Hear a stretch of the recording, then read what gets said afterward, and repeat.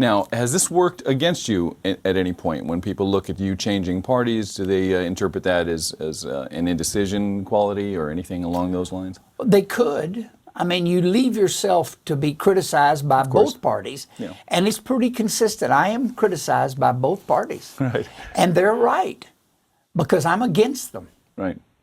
I feel differently than they do.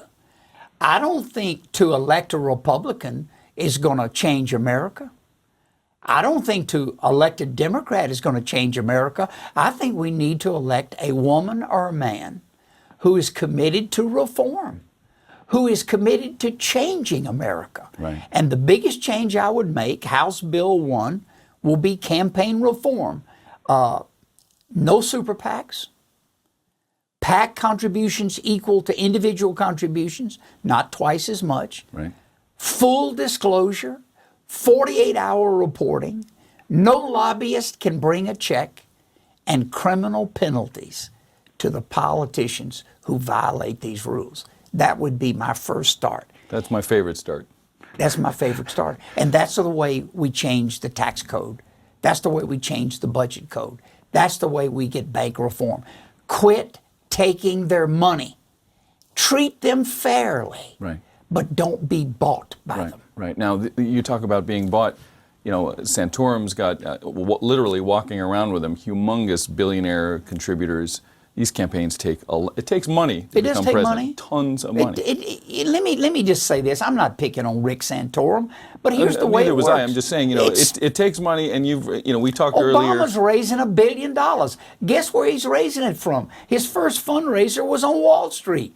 Goldman Sachs was the friggin' sponsor. Right. I mean, come on. But how do you compete with that?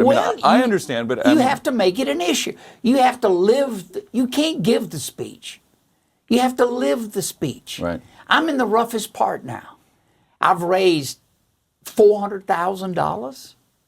I'm proud of that. Good for you. At $100, what's the average? 100 or less. Average is $25. $25. I've had almost 20,000 people say. Right. And 19,000 of them have never given a penny to a politician before. I'm doing something different. It's interesting. You might think it's stupid. Boy, buddy, this is an amazing lesson in discipline. Founding and probably having some sort of influence still in $1 billion bank, and you're clearly you've turned down any money from any of those sources at all. You're sticking to that. You're leading by example here. You have to do it. The way to change Washington is to change its leader. And the leader can't be leased or rented or bought by special interest. Right. And whether it's Bill Clinton or George W. Bush or Barack Obama, they're all the same. They're bought. Wall Street owns them. That's why I go visit Occupy Wall Street. They smell it. They have goofy solutions sometimes, but they smell it. I like their nose. They can smell corruption. And I decided after 20 years out of politics, happy, in Louisiana, love my family, love my wife, love my 2 dogs. I mean, I didn't want to get back in politics, but I saw a country headed downhill, not competitive, and not making changes. So I decided to make money the issue. Now, money is not the issue at the end of the day.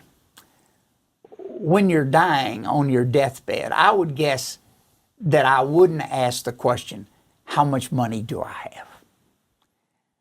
I guess I would ask the question, I wonder what would be possible for me to visit with my friends again.